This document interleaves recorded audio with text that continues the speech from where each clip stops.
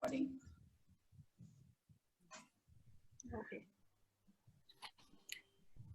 Hello, Ms. Ranjani. We are so happy to have you in J and Shree's LOL. We would like to start this podcast with congratulating you on completing 25 years as a scientist. We have heard of so many stuff about women in STEM and how much harder it is for women in STEM, and many countries, including India and Singapore, are investing to bring women in STEM. So we are very, very proud of you for completing 25 years, and we understand it must how tough the ride should have been. And on top of that, being a writer, in spite of being a woman in STEM, is like it's such a great feat. You know, like people think usually logical minds will not be creative. Admirable. You know, they think that a mind of science cannot get into writing. But most of us don't understand how all of us have two sides of the brain, and we can actually activate both the sides equally if we want to. I think Ms. Jayanthi has a few words to talk about you. Let's go Yes. ahead. Ranjani, yes, I admire your journey as a scientist, but more than that, I love you as the writer. You have completed 100 postings in Medium, and that's really, even for a writer who is constantly into writing, even for me, it feels a big feat, and I don't know how to explain my feelings. I'm really inspired. I'm going to open Medium account and try maybe after July. We are having Ranjani today to talk with us on writing and publishing and all. So we have so much to talk today. Let me introduce, we have already introduced, she's a writer, a scientist. She always says scientist by profession and writer by passion. So she writes in Medium, and she writes also in the diaspora journals. I'm not reading from there. I'm telling through my memory, out of my memory, and she can share with me what I have left. Ranjani, please, you can tell me whatever I have left. Then I have a question for you. We'll begin from there. Okay, thank you, Jayanthi and Danya, for inviting me to be your first guest for the podcast. It's totally my pleasure. It's an honor. I think all writers or creative people have this imposter syndrome. So I am no stranger to that. So I'm surprised that you have welcomed an imposter into your podcast, and that's me.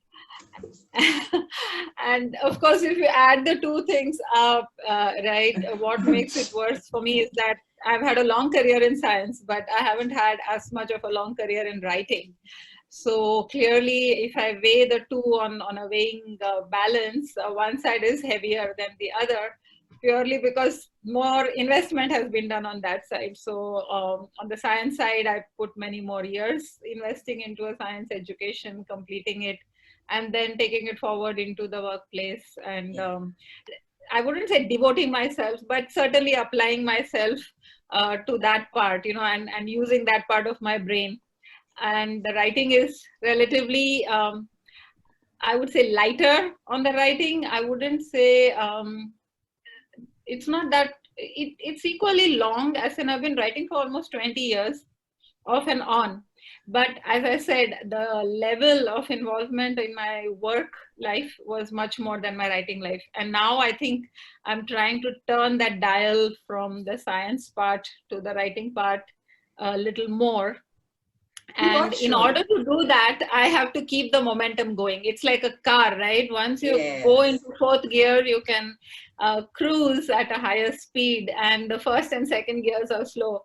So after being in the low gear for a long time, I have sort of pushed myself to increase the writing speed and momentum, hoping that will keep me going and not stop.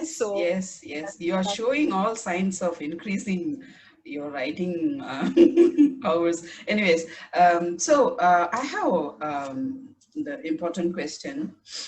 How was it to hold your first book, and why the own imprint? You can share with us. Right. So again, I think going back to, I don't have a training in writing, so I don't have any degree in literature or writing related field. So I thought I was always a dabbler, wrote a little bit, wrote many things on one topic or few things on many topics, so it was, the breadth was there, but the depth was not there.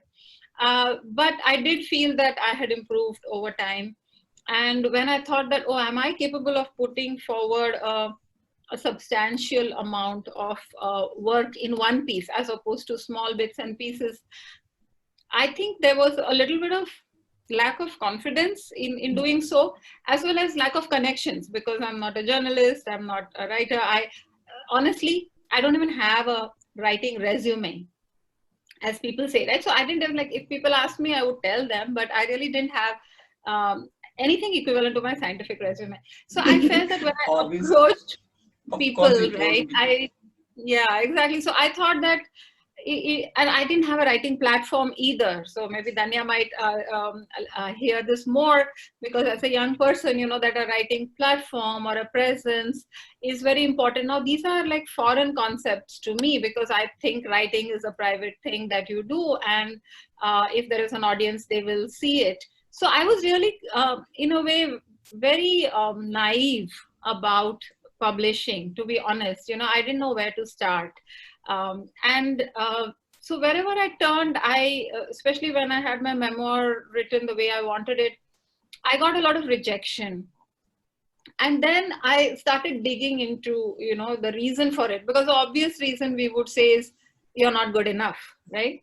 And then you say, is there something more? Because it can't be that I know it's not so bad, on some level, And then I realized that there are a lot of factors that go into someone accepting you as an author, especially the bigger imprints, which are better known. And then this whole process of agent and publishing, how the deals are structured, what is expected of publisher, what is expected of author. The more I read about it, at the same time when technology was developing, I said, why not do something differently? And I would rather be welcomed for my writing than turned away for it. And if the doors are not opening, then you have to create the way. Yeah. And technology was at a place where you could do it. Maybe 20 years ago, it wasn't.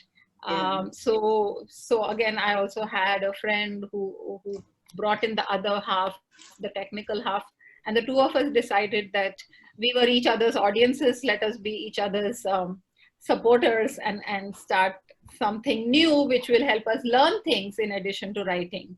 So the writing part we knew, the other part we learned. Very nice. I have a question for you. We would like to know why you started writing.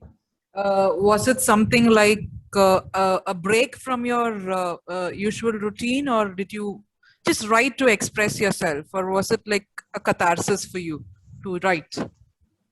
So writing on a regular basis came to me in a very unusual circumstance. I was always a reader. And so I was only consuming what other people wrote. I didn't really seriously think about writing until I started writing a journal when I was pregnant with my daughter. And because it had been sort of a very tough journey to get to that point of, being able to have a child. So I thought, let me just capture what I'm feeling at this point. So it started sort of as a journal for the baby, which continued after she was born. But after she was born, I went back to work very quickly. So then I realized that my life had changed. I had a job, I had a kid, and I wanted everything. And when I sat down to write the journal for her for the first year of her life, I realized that I was starting to write a lot of other things about guilt of being a working mother, about all the different ways in which I was getting stretched and pulled, and I had to prioritize myself. And so I realized that it went from a very simple wish to capture my child's life into capturing my thoughts at that point in my life as well. And I had one early success because I sent one of my earliest essays to the newspaper in California, and they published it, and they asked for a picture of the two of us, you know, me and my daughter, and I sent it. And suddenly, before I knew it, the first thing I wrote was in the paper. And it was quite scary because people who, you know, my work colleagues saw it, my boss saw it, some strange woman left me a voicemail after reading it, and, you know, things like that. And then I realized that it's really powerful because the feedback I got was that, oh, you said the things we were feeling. We couldn't have put it in words, but this is exactly how I feel. And then I realized that there was power, not just in the writing, but also in the connection. And that's how I continued writing, saying that it may seem very trivial to me, but you know, our life is made up of so many trivial moments, which all add up to a life. So let me write it down. True. Very nice. So, what do you think basically about the difference between the traditional publishing and self-publishing? I know that you have not published traditionally, but you must be knowing about it. And what do you think is the difference? Does it make any difference these days to self-publish in the first place? I think self-publishing gives you a lot more control over what you want to publish, how you want to publish, what, you know, how much control you have on where you want to put it out, what formats you want it, including the cover and things like that. I think the greatest flexibility is in, you know, not facing the overt rejection from a traditional publisher for the simple reason that it is not sellable or it will not make big money, because the truth really is very few books make big money, very few authors make a lot of money. So to use that as an excuse to reject something because it's not blockbuster, I think it's a very self-defeating way for any industry. Even the pharmaceutical industry in which I work, they will say we want a blockbuster drug, but every drug is not a blockbuster. You know, the cancer drugs save the life of only people who have cancer, not everyone else, right? So it serves only a small proportion of the patient population. So similarly, writing, which is very subjective, it will be like every book is not for everyone. And I'm going to say something really shocking here. Everyone will give you the example of J.K. Rowling. Everyone will say Harry Potter. To be honest, I haven't read Harry Potter. and it's fine, kill me if you want, but the truth is the same book is not for everyone, right? It may be a blockbuster, but every single person in the world may not read that book. Which then the flip side of that is that you may write very niche stuff which may appeal to that particular reader. And as a reader, I have come across very small imprint books, things which were lying in the second-hand pile, things which were on heavily discounted outside. There was one book I picked up outside Barnes and Nobles in New York, one New Year's Day. It was like 3 books for $10. This was many years ago. Hardcover book, so big. Even today I have that book. It's by an almost unknown author who wrote this one book, and later she has written young adult books. But this book spoke to me. And I'm thinking that because this book existed, I connected with it. But today the publisher will say, no one will buy this book. Give me only the popular fiction, or give me the popular young adult fiction. And I feel that the main difference between traditional and self-publishing is that that small niche voice has an outlet, as opposed to always being found wanting when you use the metric of only the big bestseller lists. So that I think is the big difference. And all the other practical things are there, right? You do have the support of a big publishing machinery.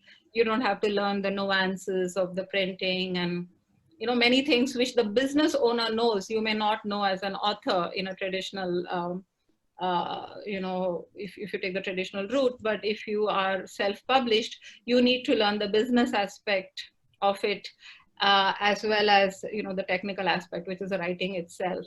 So there is learning involved. Yes. I think the main loss is connections. So I think a traditional publisher has connections. They have their established channels, and of course the channel will favor the known person. However, I know a lot of authors get rejected just because they don't have a platform. And the flip side of that is a lot of writing gets accepted because someone has a platform. And just because you have a platform doesn't mean your book is good either. Yes. So since that side is also true, there are a lot of celebrities who write nonsense. And there are a lot of unknown people who write really good stuff. So I feel there is a lot more learning for an author who is self-published, but that's the journey, right? I didn't learn. Exactly. I didn't learn theoretically in college my writing, so I'm learning it in life. That's exactly what we wanted to touch upon. We wanted to know the business side of self-publishing. I mean, how do you go about marketing the book? How do you go about selling the book? And how do you go about, getting feedbacks about the book? And what is the process? Once you're done writing, what is the next step? And how do people go about it? So I think, go ahead. Go ahead, Jayanthi. No, please. Okay. I think in this case, I wouldn't consider myself as being an expert on this, because I think truly it's a little bit cart before the horse kind of a thing, right? So what should you do first, write first or have a platform first? And the thing is, you will always be short on one thing. So obviously you do have to write because that's your product, but your vehicle in a way is your platform, right? So that will move your product. So I think what the successful self-published authors do is that they have a very well-established platform. That means they've been blogging for a long time. They have been reviewing other people's books. They are seen as knowledgeable in the genre in which they are interested, or they have a good community around them, and they come through for the other authors, and therefore the others come through for them. So it's a very synergistic community feeling that moves these books compared to a traditional publisher where it is a channel that will move. I think in a self-publishing zone, it's more of the connections that will move, not so much the channels. So I wouldn't say I'm successful in that. My goal is really to see if there is an interest for the kind of writing I do, and see how that comes together, how my writing comes together for the readers who engage with me on the platform. So I'm doing both simultaneously right now. So I'm currently, I would say, in the middle of an experiment. So to say, how do I do writing side by side with building both the audience and the community? The truth is, where you invest your attention, that is what will grow. So if I sit in my cave and do my writing will grow. If I come out and mingle with everyone, then my community will grow. And always the question is, which one? Strike a balance. Yeah, which one comes first? Yeah. So I think self-publishing authors need to be mindful of that you don't get so lost in the marketing that you're not working on the content, or not get so lost in the content that you've forgotten about who's going to read this book at the end of the day. So pre-COVID times, you used to travel a lot, Ranjani? I'm sure you have so much to share with readers like us. Any idea of writing travelogues? And tell us also about the work in progress. Okay, so let me say the work in progress is what is taking up a lot of my energy right now. Is I'm working on my memoir, and it is on a topic which everyone knows about but doesn't talk about, and that is about divorce in the Indian context. And so I'm just going to go out and say, since I've been through it, I thought that if I share my story, maybe it will help other people. And sharing my story is not about why my marriage didn't work out, but it's more about how I made my life work after undergoing, going through the process. So I realized that there were a lot of things I learned, and I had to develop myself in, just like we're developing ourselves in the post-COVID world. I had to develop myself or my life in a post-divorce environment. And I thought that there were many things that I did, which if I told the story in first person, that it would help people. And it is not an easy thing to write amidst my full-time job and everything. It's also a difficult time of my life. I have to really through while writing, but I have taken that challenge. So what I'm doing right now is working on that book, as well as I do send out a newsletter twice a month to people who sign up on my website to appraise them of my progress on the book, as well as what are the challenges I'm facing while writing, or something from what I'm writing about. So that is the work in progress for this year. In terms of your, yeah, go ahead. I remember you were saying how you planned your 52. You should share that strategy, because young people, they always complain, no time, no mood, this, that, you see. The way you did it, I remember I was thinking about the process you told me about the whole day. I was thinking, why couldn't I do such a thing? I should get inspired. You should please tell us how you did it. Tell all the viewers and listeners, young aspiring writers. Sure. So I think all readers would have heard this very famous quote that says, the journey of 1,000 miles starts with a single step. Right. So it's very inspiring to hear that. But to think that, your journey is really long, or the mountain you have to climb is really high, it can be a deterrent, saying, I'm not going to be able to scale that mountain. So similarly, if I think I'm writing a book, it's a very big mountain. I'm not really a mountain climber. So how do I get to the top of that mountain that I have set as a goal for myself? So I said, let me break it down into small manageable chunks. So for my book, I thought 52 weeks in a year. I'm not going to be hard on myself. Let's say I write one chapter per week. At the end of 1 year, I should have a book. So let me break it down into 52 pieces. The other reason I thought 50 was a good number, 52 was a good number, because I know that as a reader, I like short chapters because of, I think, attention span and, just life as it is right now. So I thought, let me write 52 short chapters, not set a high goal for myself. So one day I sat down and I wrote 52 chapter titles or topics that I wanted to include. So that was like my first day. Then the second thing was, how do I write this? So then I said, how much time can I give to it in a given day? Because I do have a full-time job. I have a full-size family that lives at home. I don't have small children, but I do have children who live at home. So I said that let me give 50 minutes a day to my writing. So every morning before I sit down to my office work, I spend 50 minutes on writing the book.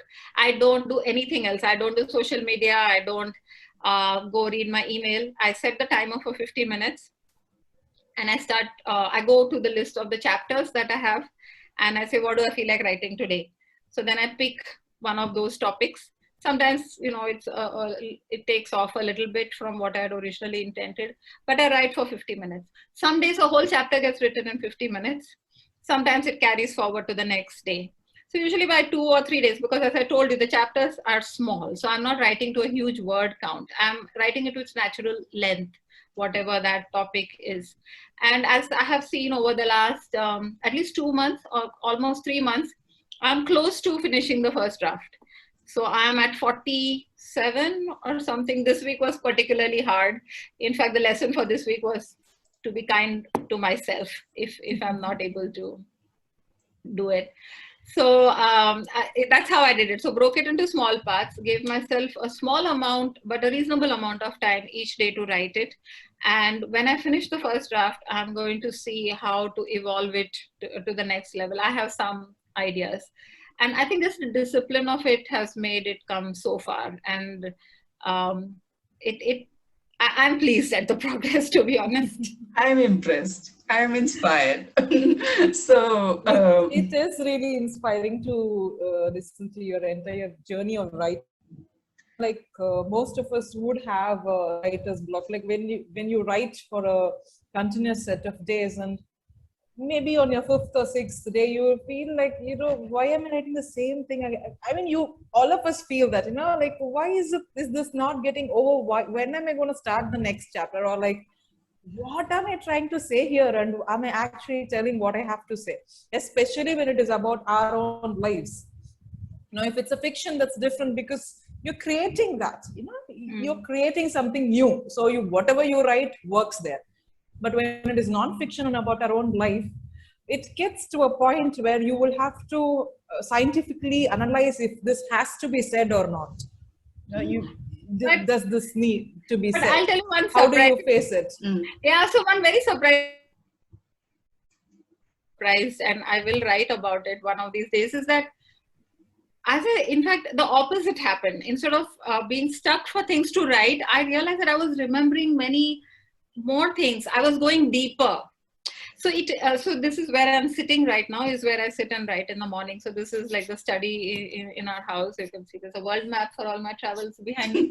And I sit exactly here, and there's a window to my right side. So the morning sun comes in from that side, and I sit here, and as the days went by, because I'm sitting around at the same time between 7 a.m. and 9 a.m. in the morning is when I have my 50 minutes.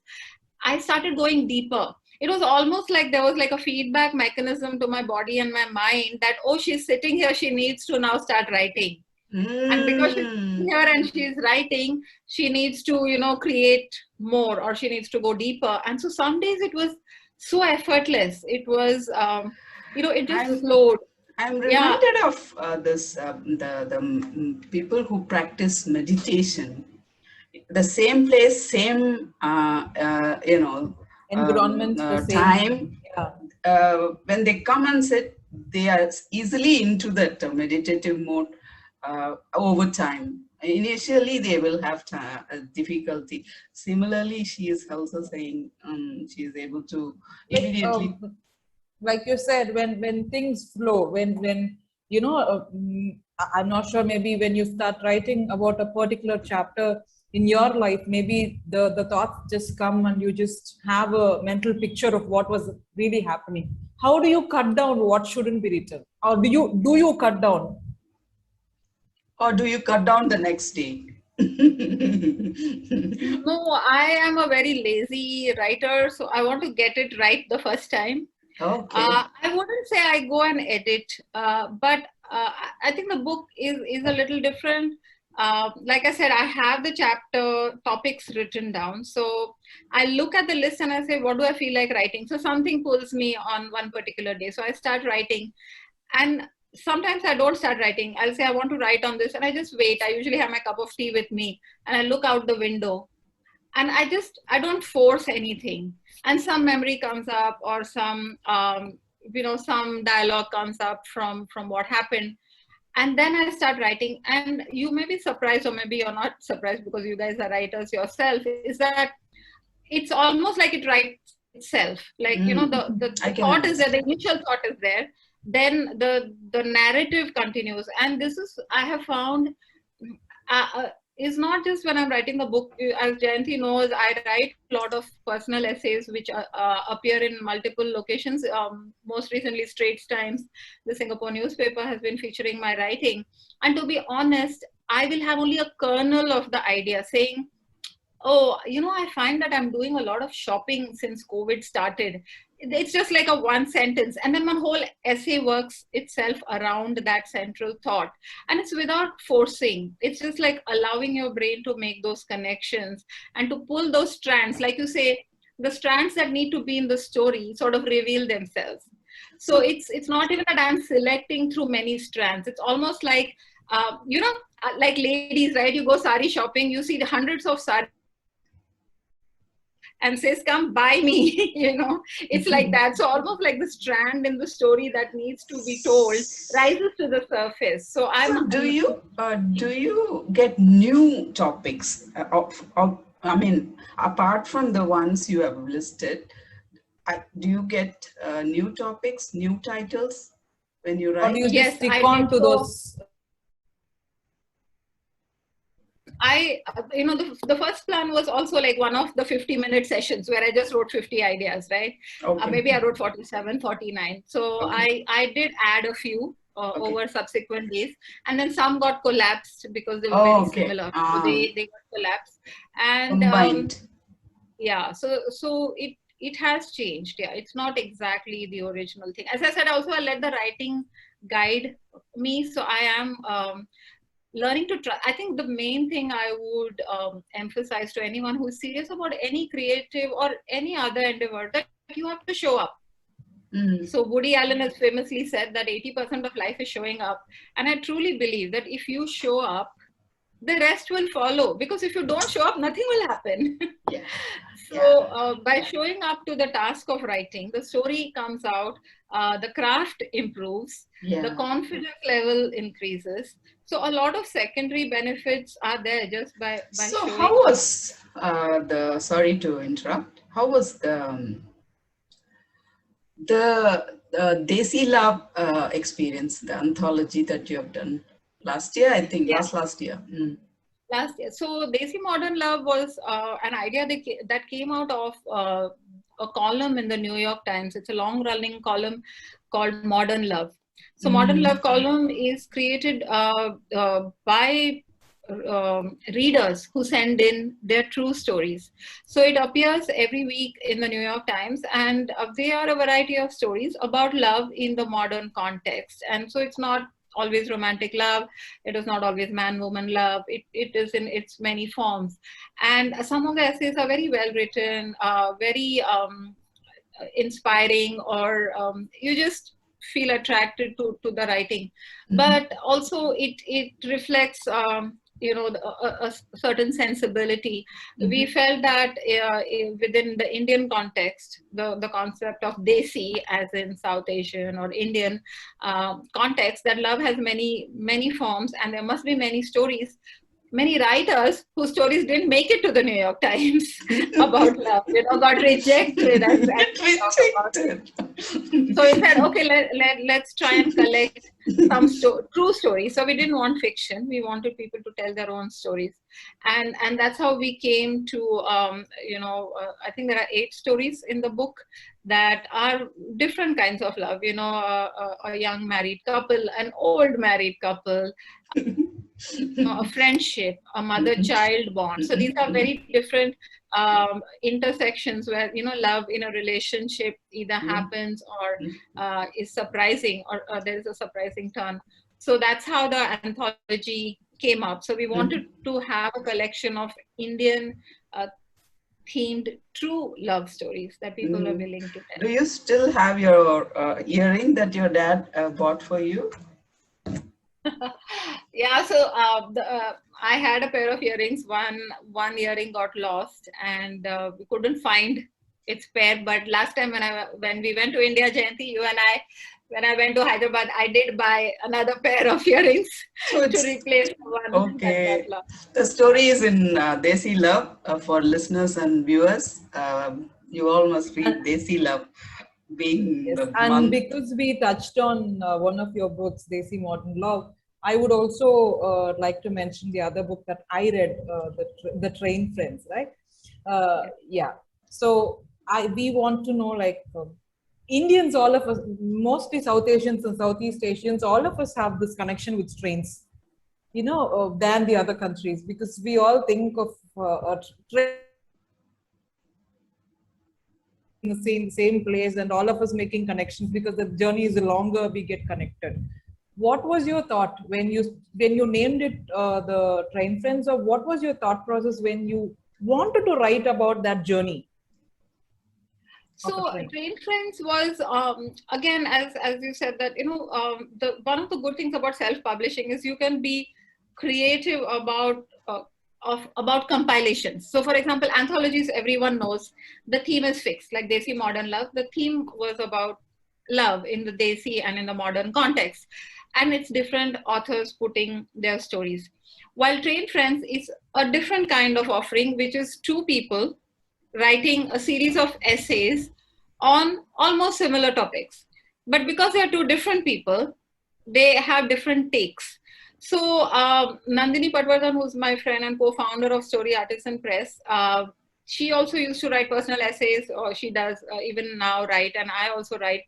And then we said that what is it that we have written, or that we are proud of what we have written, that can be compiled in a book. So we both went back to the years in which we had written.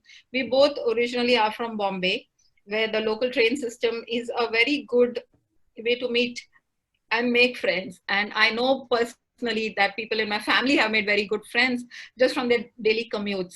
So though we had not met in real life, we had found a lot of commonality between our writing. And then we went back and said that, hey, you know, you have written about motherhood. You have written about what is the meaning of home. You have written about, you know, working life and things like that. So then we realized that we had both written on a series of themes, separate essays, which were paired, which we could pair.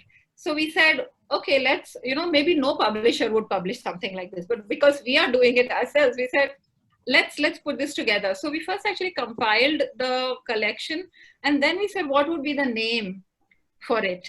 So just like we're having a call right now, Nandini and I have regular calls. And on one of the calls, I said, you know, in an alternate universe, if we both had lived in Bombay at the same time, we could have been trained friends, you know. And then we said, oh, that sounds like a good title for a book, because it would be like, you know, your life overlaps for a certain period and then you go your separate ways. And if you are a commuter, you meet every day at the same time, but you know, again, you have to part. So we thought that that would be a good name for the book. But these are paired very essays. nice. So, Danya, should we wrap up with the quick answers that she, you know? Yeah, I would like to ask one last question before we move on to the Okay. next segment of World of W's. The last question I would like to ask you is, why did you choose non-fiction over fiction? So I think nonfiction, like I said, the first thing I wrote, which came in the paper, was nonfiction. However, I did dabble in fiction, in writing short stories. I do have a collection of my short stories called Negative Space. In fact, the title story Negative Space won a short story competition. It won second prize in a competition. And so for a while, I thought, yeah, fiction is a good way to explore other people's lives, you know, lives that I cannot lead. And but I think my personal voice is very strong. I don't. Maybe I'm a control freak. I don't know. I'm not letting the characters speak. Maybe you think there is so much in your own life to say than, you know, even look outside your life for inspiration. Maybe that's the reason. No, I think we all have our personal leanings, right? So I Yeah. think as my voice got stronger, I realized that I was more confident in writing from first person about myself, because at the end, if someone says, where did you make that up from? I would say from my own life. Got it. I know. I think we will have to reconnect this call for World of W's. Can we all just leave the meeting and come back? Yes, thank you. Yes.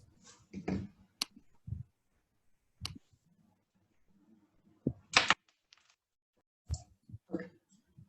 Started? Yeah. This is our second segment of Love of Literature. The segment is called World of W's, where we ask our guest a set of 6 questions: what, who, how, where, when, and why. So this is almost like a rapid fire round, and the answers are expected to be precise and, you know, like quick. Yeah. So I'm just going to shoot my first question. What is the aim of your own imprint? The aim is to allow stories by writers who may have been rejected by mainstream traditional publishers for reasons other than, you know, the story or the quality of writing, you know, reasons like commercial considerations or how big is your platform, you know, those kind of things. So to make a home for good authentic writing by writers, give them that power to have their words out there instead of being rejected and letting their words hide. Who are your target readers? For my personal writing, I would say target readers are men and women, from people who like to read, you know, and live an examined life. I would say, who want to go deeper than just living life on the surface. So whether you're examining your life or you are moved by writers who are looking deeper for understanding of your own life.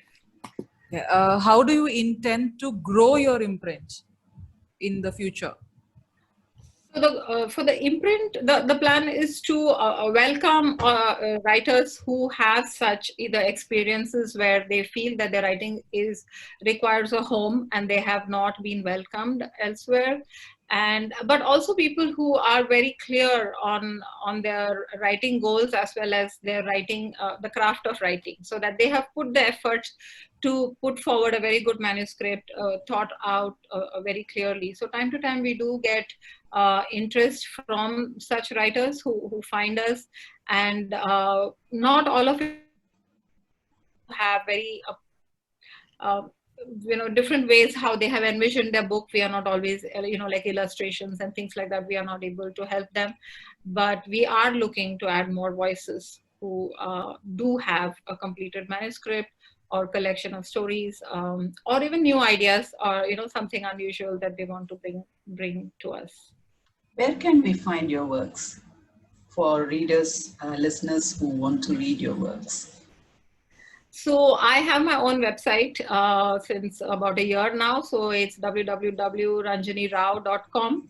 So it's just under my personal name. So all my writing that I'm doing currently, there's a blog that gets updated almost on a weekly basis. I have all my books there. I have information about Story Artisan Press, which is the imprint. So that's sort of my digital home where all my writing can be found, as well as my social media handles. When will your work in progress be available for readers? Then the work that you're doing right now.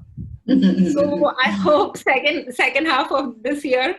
So I, like I said, I'm almost close to the first draft, and now it's just a matter of getting the puzzle in place, right? All the pieces are in place, so it's about everything together. I even have the cover figured out, and it's a matter of giving it that final shape. So I hope second half of 2021. Oh, good. So why at all a book? As in, writing is a process that we all love to express, we write. But why at all a book? Why should it come as a book, in your opinion? That's a very good. That is a very good question, and it is something that I think about all the time. I think it's just an extension. Like I said, if my website is my digital home for all my writing, I think the book is the home for all my writing on that one topic. So I don't want to make it any that bigger. Home reaches the readers. Yeah, it is also in one place. It is a compilation of things on that theme.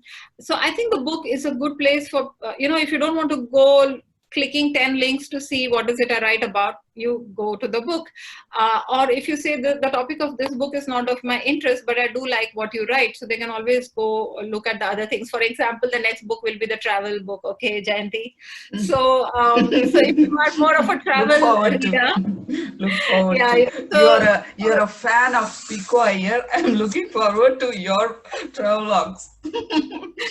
Yeah, so hopefully once this is done, the travel writing will come, especially with all the travel lust that is happening in COVID times.